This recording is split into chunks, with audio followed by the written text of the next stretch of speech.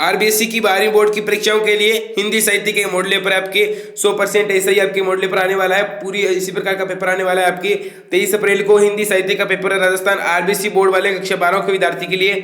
उसी के साथ कक्षा 12 के विद्यार्थियों के लिए हिंदी साहित्य का ये जो मैं पेपर आपके लेकर आया हूँ, इसमें आपको 23 अप्रैल के जो पेपर है उसमें से आपके 18 से 19 क्वेश्चन आपके इसी मॉडल में से मिलने वाले हैं। बाकी आपके 60 से 70 नंबर इससे आप गेज कर सकते हैं आपको मिलने वाले हैं। तो इस मॉडल पेपर को आपको पूरा देखना है, हर चीज आपको यहीं पर मिलेगा। बाकी इसकी पीडीएफ आपको टेलीग्राम चैनल पर मिल जाएगी, उसको ज्वाइन कर लेना, उसकी लिंक नीचे डिस्क्रिप्शन बॉक्स में दी गई है। राजस्थान की संस्था उत्कृष्ट क्लासेस जोधपुर द्वारा संचालित है मॉडल पेपर, आप इसकी उपयोगिता देख सकते हैं। काफी इंपॉर्टेंट मॉडल पेपर है, मैंने इसको पूरा एनालाइज किया, उसके बाद मैं आपको ये वीडियो बता रहा हूँ। तो very very important model paper है, ये आ रही है आपके इस समय निर्देश। और साथ ही बात करेंगे कि आपको किस प्रकार से जो पेपर है वो आपको हल करना है हिंदी साहित्य का, जिसमें से आपके अगर आप इस प्रकार से हल करेंगे तो आपके 100/100 नंबर आने चाहिए। अगर आप इस प्रकार से हल करेंगे तो आपके 100 में से 100 नंबर पूरे आएंगे, मतलब 80/80 आपकी कॉपी में से नंबर पूरे आने वाले हैं। तो इसके लिए आपको किस प्रकार से हल करना है मॉडल पेपर को, बाकी बात करते हैं। यहाँ पर ये आपके पहले आएगी खंड ए में आपके पहला प्रश्न है, उसमें क और ख दो बंटे होंगे। क में आपके आएगा गंध्यास और ख में आपके आएगा पंध्यास। गंध्यास है वो आपको पता है, आपको ये बारी में आप आ गए हैं तो आपको ये पता होगा कि गंध्यास होता है वो एक मतलब एक निम्न टाइप का होता है, जिसमें आपके मतलब आंसर देने होते हैं। तो ये आपके मतलब जो पश्चिमी सभ्यता है और जो पूर्वी सभ्यता है उन दोनों को मिलाकर यहाँ पर आपको इसमें बारे में बात की गई है। तो मैंने इसको पूरा पढ़ लिया है, बाकी आप इसको आराम से पढ़ लेना मॉडल पेपर में। यहाँ पर पढ़ेंगे तो थोड़ी लेट हो जाएगी, तो इसलिए यहाँ पर पहले प्रश्नों के बारे में बात करते हैं। तो इस गंध्यास है उसका उचित शीर्षक क्या है। पहला प्रश्न यही है कि इस प्रकार से आपके जो भी आपके गंध्यास आएगा पेपर में 100% पहला क्वेश्चन यही आएगा कि प्रस्तुत गंध्यास है उसका किस विषय वस्तु या फिर उसका उचित शीर्षक क्या है। आपको कोई घबराना नहीं है, बिल्कुल आपको पहली 2 लाइनों में या फिर लास्ट की 2 लाइनों में आपको इसका उत्तर मिलेगा। साथ ही अगर आप इसको पूरा पढ़ते हैं तो अच्छे से आप एनालाइज कर पाएंगे कि इसका गंध्यास क्या है। बाकी यहाँ पर आपके ऑफसेट टाइप सुनाते हैं तो आप इस पर समझ सकते हैं। तो इसका जो राइट आंसर हो जाएगा वो होगा ब, यानी पूर्व और पश्चिम के सम्मिलन पर। इस प्रकार से आपका इसका राइट आंसर हो जाएगा। उसी के साथ मनुष्य को प्रकृति के प्रति किस प्रकार का भाव रखना चाहिए, दूसरा प्रश्न है। तो ये सिंपली क्वेश्चन है, आप अगर इसमें पढ़ते हैं तो इसमें आपको आंसर मिल जाएगा। मतलब मनुष्य को प्रकृति के प्रति कृतज्ञ भाव का रखना चाहिए। उसी के साथ आपका तीसरा क्वेश्चन है, मनुष्य के शरीर और आत्मा को एक साथ चरितार्थता, ठीक है, चरितार्थता कैसे मिलेगी। तो इसका राइट आंसर हो जाएगा आपके अगर वो मतलब पूर्व और पश्चिम के मिलन से ही उसको चरितार्थता मिलेगी। उसी के साथ चौथा क्वेश्चन है, पूर्व और पश्चिम का सम्मिलन है वो किस लिए आवश्यक है। तो वो मानव की रक्षा के लिए भी आवश्यक है और मानव के विकास के लिए भी, ठीक है, विकास के लिए और रक्षा के लिए दोनों के लिए आवश्यक है। रक्षक के लिए पूर्व और विकास के लिए पश्चिम। तो इस प्रकार से ए ब यानी सही इसमें आपका राइट आंसर हो जाएगा ए ब दोनों, ठीक है। उसी के साथ आपका 5वां प्रश्न है, गंध्यास के अनुसार पश्चिम के पास कितना अभाव है। वेरी वेरी इंपॉर्टेंट क्वेश्चन है। इस प्रकार से आपको घुमाकर प्रश्न देंगे, पूरा प्रश्न घुमाकर देंगे आपको, ऐसे ही प्रश्न आपको आने वाले हैं। तो ये कह रहा है कि गंध्यास के अनुसार पश्चिम के पास कितना अभाव है, किसका अभाव है। तो मतलब इसका आपका राइट आंसर हो जाएगा मतलब इसके आध्यात्मिक संपदा है उसका पश्चिम के पास, पश्चिमी जो सभ्यता है मतलब जो वेस्टर्न कल्चर है उसके पास इसका अभाव है, ऐसा मतलब इस गंध्यास में लिखा गया है। और बाकी यहाँ पर छठा है, हमें लोक मंगल की साधना कहाँ करनी होगी। तो इसका आपका जो राइट आंसर हो जाएगा वो होगा, यानी आपको हमें लोक मंदिर की जो है साधना वो हमारे जीवन के भीतर ही करनी होगी, ठीक है। तो वह इसमें आपका राइट आंसर हो जाएगा। उसी के साथ ख आपके निम्नलिखित अपठित जो काव्यास है, काव्यास से पंद्यास कुछ भी हो आपके एक ही होता है, उसको ध्यानपूर्वक पढ़कर जो वस्तुनिष्ठ आपको प्रश्नोत्तर पूछे गए हैं उनको आपको जवाब देना है। तो इस प्रकार से आपके ऐसा है आवेश देश में जिसका पार नहीं, देखा माता का ऐसा रक्तवीण श्रृंगार नहीं, कंठ कंठ में गान उमड़ती माँ के वंदन के, कंठ कंठ में गान उमड़ती माँ के अर्चन के, शीश शीश में भाव उमड़ते माँ पर अर्पण के। इस प्रकार से आपको इसको पूरा पढ़ना है, मैंने ऑलरेडी यहाँ पर पढ़ रखा है। तो अब किसके आंसर के बारे में बात करते हैं। पहला है उपयुक्त जो पंद्यास है उसमें किसके आवेश का उल्लेख हुआ है, ठीक है। तो इसमें किसके आवेश का उल्लंघन मतलब उल्लेख हुआ है, उल्लंघन नहीं उल्लेख हुआ है यहाँ पर। तो इसका राइट आंसर आपकी हो जाएगा मतलब यहाँ पर आपके देश के बारे में ही इसका उल्लेख हुआ है। तो वह आपके इसमें पहले में राइट आंसर हो जाएगा। और दूसरा है कवि के मतानुसार असत्य क्या है। जो कवि के मतानुसार मतलब कवि के कहे अनुसार मतलब असत्य क्या है। तो इसका आपका राइट आंसर हो जाएगा कि यहाँ पर आपके असत्य है स्थाई, ठीक है, स्थाई है वो असत्य है। यहाँ पर आपके तीसरा क्वेश्चन है रक्तिम श्रृंगार का क्या अर्थ है।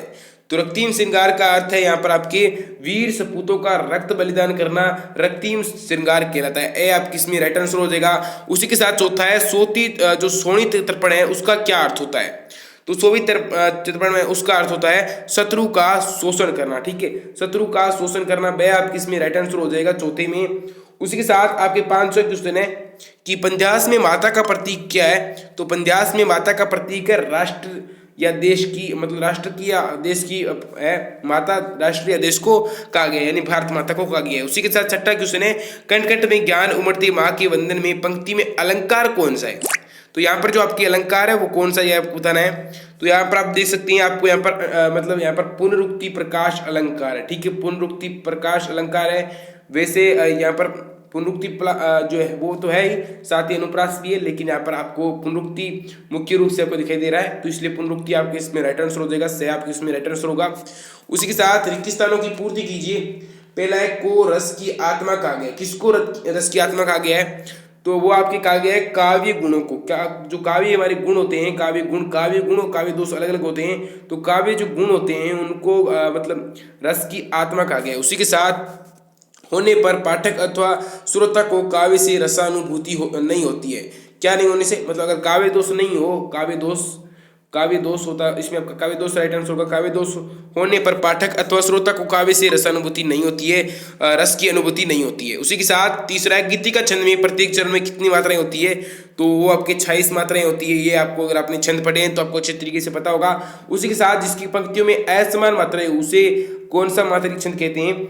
तो उसे कहते हैं हमारे विषम मात्रिक छंद, मतलब जिसमें मात्राएं निश्चित नहीं हो तो उसे विषम मात्रिक छंद ही कहते हैं। उसी के साथ अगला है आपके जहाँ एक या एक से अधिक शब्दों की आवर्ती हो किंतु उनके अर्थ भिन्न भिन्न हो, वह कौन सा अलंकार होता है। मतलब एक या एक से अधिक शब्दों की आवर्ती तो होती है, लेकिन उनके बार बार जो आते हैं उनके शब्द का अर्थ अलग होता है, तो वहां पर आपकी यमक अलंकार होता है। अच्छे तरीके से याद कर लेना, यमक और रूपक आपके एग्जाम में 100% आएंगे। उसी के साथ आपका छठा क्वेश्चन है जहाँ किसी प्रस्तुत वर्णित वस्तु की तुलना गुण धर्म अथवा आपके व्यापार क्रिया के आधार पर अप्रस्तुत वस्तु से की जाए, वह कौन सा अलंकार होता है। तो वहां पर आपकी अलंकार होता है वो होगा आपकी उपमा अलंकार। उपमा अलंकार वहां होता है जहाँ किसी जो वस्तु होती है उसकी तुलना की जाए आपके, मतलब अगला है उपमा अलंकार से युक्त कोई एक आपको मौलिक उदाहरण लिखना है। ये आपके अति लघुत्मक प्रश्न है, मतलब 20 शब्द में आपको इनका उत्तर देने हैं, या फिर आप एक शब्द में भी इनका उत्तर दे सकते हैं अगर ऐसे प्रश्न पूछे जाते हैं। तो पहला है उपमा अलंकार से युक्त आपको कोई एक मौलिक उदाहरण देना है। तो उदाहरण आपको इस प्रकार से देना है कि प्रातः नभ था बहुत नीला शंख जैसे, ठीक है, जैसे आप लिख सकते हैं प्रातः शंख था बहुत नीला नभ जैसे, इस प्रकार से आपको इसका लिखना है। उसी के साथ रूपक अलंकार की आपको परिभाषा लिखनी है। रूपक अलंकार की परिभाषा, तो रूपक अलंकार की जो परिभाषा है वो कुछ इस प्रकार से हो जाएगी, मतलब इसकी डेफिनेशन कि एक निश्चित मतलब यहाँ पर हो जाएगा जहाँ उपमान व उपमेय दोनों में एक रूपता दिखाकर अभेद स्थापित कर दिया जाए वह रूपक अलंकार होता है। मतलब जहाँ उपमान और उपमेय दोनों को अलग अलग, मतलब अलग अलग ना दिखाकर एक ही दिखाया जाए, उनमें समानता दिखाई जाए, उनमें अभेद दिखाया जाए, भेद नहीं अभेद दिखाया जाए, तो वहां होता है आपकी रूपक अलंकार। उसी के साथ आपका तीसरा क्वेश्चन है समाचार पत्र की आवाज किसे माना जाता है। तो समाचार पत्र की जो आवाज होती है उसे कहा जाता है, मतलब किसे माना जाता है, ये प्रश्न यही है आपके तीसरा प्रश्न। तो इसका आंसर आपकी आपको देना है। उसी के साथ चौथा क्वेश्चन आपके यही है कि मतलब आपके फ्रीलांसर पत्रकार है वो किन्हें कहते हैं।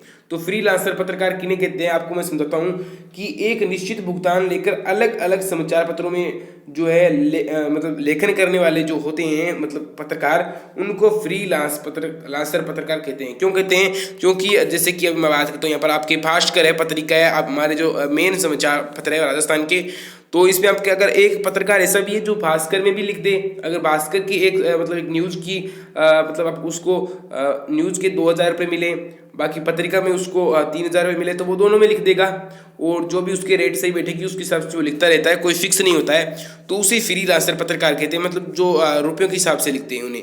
उसी के साथ पांचवा है डेस्क से आप क्या समझते हैं अथवा डेस्क किसे कहते हैं। तो आपको इस प्रकार से बताना है कि समाचार पत्रों में टीवी रेडियो चैनलों में विशेष लेखन के लिए जो अलग डेस्क होता है वह कहते हैं। तो ये क्या करता है, डेस्क होता है, मतलब इससे क्या होता है, इसी समाचार पत्रों का संपादन किया जाता है और उन्हें छपने योग्य बनाया जाता है डेस्क से। तो इस प्रकार से आपको इसका आंसर लिखना है। उसी के साथ आपका अगला प्रश्न है कि अगला प्रश्न आपके छठा प्रश्न के बारे में बात करते हैं। यहाँ पर आपके छठा प्रश्न आपके कौन सा होगा उसके बारे में बात करते हैं। छठा यहाँ पर आपके बालक बच गया निबंध का जो मूल प्रतिपाद है उसका विषय क्या है। तो बालक बच गया, इसका निबंध का जो मूल प्रतिपाद विषय क्या है, प्रतिपाद मतलब संदेश क्या दे रहा है यहाँ पर। तो इसका संदेश आपके यही है कि शिक्षा ग्रहण करने की सही उम्र क्या होनी चाहिए, मतलब शिक्षा ग्रहण करने की सही उम्र क्या होनी चाहिए, है ना, यही है ना इसका संदेश प्रतिपाद। तो इस प्रकार से बताना है। उसी के साथ साथ में क्वेश्चन है, मेरा कच्चा चिट्ठी किसकी आत्मकथा है। तो मेरी जो कच्चा चिट्ठी है वो आपकी किस आत्मकथा है, वो आपकी ब्रजमोहन व्यास की आत्मकथा है। उसी के साथ मैं आपसे रिक्वेस्ट करता हूँ, अभी तक आप वीडियो देख रहे हैं, अगर आपने इस चैनल को सब्सक्राइब नहीं किया है तो जल्दी से एक बार आपको चैनल को सब्सक्राइब करके वीडियो को लाइक कर दीजिए और इस चैनल पर आने वाले हर वीडियो को देखिए। और मैं गारंटी लेता हूँ आपके 100% आपके नंबर आएंगे, पूरे में से पूरे नंबर आएंगे। ऐसे इंपॉर्टेंट क्वेश्चन मैं आपके लिए यहाँ लाता रहता हूँ। उसी के साथ बात करते हैं आगे, मतलब आपकी जो भी क्वेश्चन रहने वाला है उसके बारे में। तुलसीदास को किसकी कृपा से राम भक्ति का मार्ग मिला था। तो तुलसीदास है, उनको गुरु, उनके गुरु थे, गुरु कौन थे, नरहरिदास। नरहरिदास उनके गुरु थे, उनकी कृपा से उनको राम भक्ति का मार्ग मिला था। उसके साथ 9वां क्वेश्चन है, ये दीप अकेला कविता में दीप किसका प्रतीक है। तो ये दीप अकेला कविता में दीप है, वो दीप है वो मनुष्य का प्रतीक है, मनुष्य का, बिल्कुल इसमें आपका मनुष्य राइट आंसर हो जाएगा। मतलब इसमें जो ये दीप अकेला कविता में दीप मनुष्य का प्रतीक है। उसी के साथ 10वां प्रश्न है, कविता लेखन का मुख्य आधार क्या होता है। तो कविता लेखन की आपके मुख्य आधार होता है, कविता लेखन होती है उसका मुख्य आधार आपकी होता है शब्द। शब्द होते हैं वो कविता लेखन का मुख्य आधार होते हैं। शब्द ही जितने आपके पास शब्द होंगे उसके हिसाब से ही आप अच्छी कविता लिख पाएंगे, अच्छी से अच्छी कविता लिख पाएंगे। आपके पास शब्दों का पूरा भंडार होना चाहिए, पूरा का पूरा, उससे आप लिख पाएंगे। उसी के साथ आपका 11वां क्वेश्चन है, कथानक किसे कहते हैं। तो कथानक उसे कहते हैं, आपको अच्छी तरीके से याद रखना है। कथानक उसे कहते हैं मतलब एक आपकी कहानी होती है, उस कहानी में प्रारंभ से लेकर अंत तक, मतलब अंत तक सभी घटित होने वाली घटनाओं को क्या कहते हैं, कथानक कहते हैं। कथानक उन्हें ही कहते हैं, ठीक है। उसी के साथ दृश्य काव्य किसे कहा जाता है। तो दृश्य काव्य किसे कहते हैं, तो नाटक को ही दृश्य काव्य कहते हैं। दृश्य काव्य मतलब नाटक को कहते हैं। आपके खंड ब यहाँ पर मतलब 4 नंबर से 15 नंबर तक आपके जो प्रश्न है उसके उत्तर 40 शब्द में आपको देने हैं। प्रिंट मीडिया के आपके लाभ कौन कौन से हैं, ये आपका पहला चौथा प्रश्न है। तो ये लाभ मैं आपको भी बताने वाला हूँ अच्छी तरीके से कि प्रिंट मीडिया के आपके कौन कौन से लाभ है।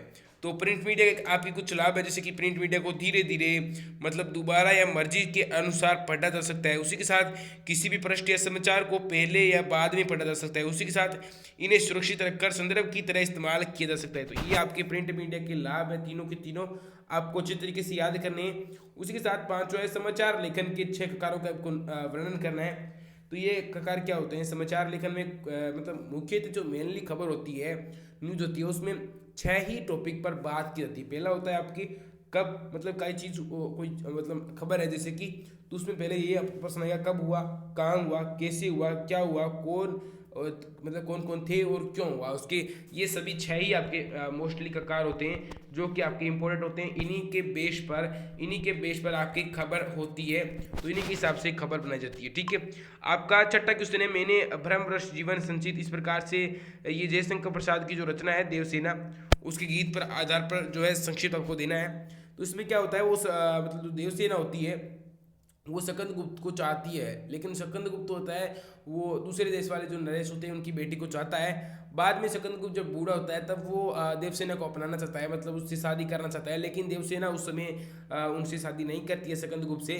ये जयशंकर प्रसाद की कविता है, तो वो मतलब काव्य गीत है, लेकिन उसमें देवसेना उसमें नहीं करती है।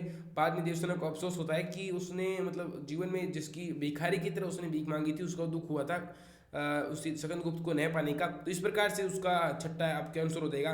7वां है, गीत गाने दो मुझे तो वेदना को रोकने दो। वेदना को रोकने के लिए कभी किस गीत है उसको गाने की बात कहता है। इस प्रकार से आपके क्वेश्चन आएंगे।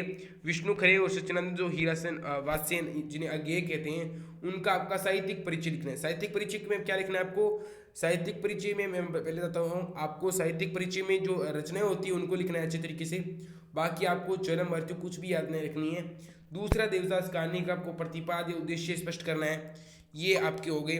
सूरदास मतलब सुभागी के बारे में क्या सोचकर चिंतित हो रहा था, कि सूरदास सोच रहा था कि चलो मेरा तो धन मैंने कमाया था उतना मिल जाएगा, बाकी मतलब अब उसे रखेगा नहीं, मतलब सुभागी को, इस प्रकार से वो सोच रहा था। ये आपके रहे। बाकी आपके इंपॉर्टेंट क्वेश्चन है वो भी मैं आपको बता दूंगा यहाँ पर। ये आपके बड़े क्वेश्चन है, कुछ इस प्रकार से आपको ये व्याख्या आएंगी पाठों में से आपके इस प्रकार से आपको 100% उपन्यास की व्याख्या आएगी। उसी के साथ गंध्यास की भी आपकी इस बार व्याख्या आने वाली है, जो कि 6 नंबर की होने वाली है। तो ये रहे आपकी गंध्यास, जैसे कि ये रहे आपकी, तो इनकी आपको व्याख्या करनी है। बाकी यहाँ पर आपके निबंध देखते हैं। भारतीय संस्कृति में पर्यावरण संरक्षण, कंप्यूटर के बढ़ते कदम और प्रभाव, कोरोना वायरस महामारी के सामाजिक आर्थिक प्रभाव, विद्यार्थी जीवन की अविस्मरणीय घटना, हिंदी हमारी राष्ट्रभाषा। तो ये हिंदी हमारी राष्ट्रभाषा है, जो ये आपकी इंपॉर्टेंट है। ये इंपॉर्टेंट है, कोरोना वाला की इतना इंपॉर्टेंट नहीं रहा है, क्योंकि ये शायद नहीं आएगा, लगभग तो 100% ये आपकी नहीं आएगा। उसी के साथ भारतीय संस्कृति में पर्यावरण पर संरक्षण और जल जो संरक्षण वाला है आपकी, वो भी आपके आ सकता है। उसी के साथ इंटरनेट वाला भी आपके आ सकता है। तो ये थे आपके कुछ इंपॉर्टेंट प्रश्न जो मैंने आपको करवा दिए। तो अब आपके अगले मॉडल पर लेकर आने वाले हैं। तो इस चैनल को अभी तक आपने सब्सक्राइब नहीं किया है तो जल्दी से कर लेना, और मिलते हैं आपके अगले वीडियो में। तब तक के लिए जय हिंद, जय भारत।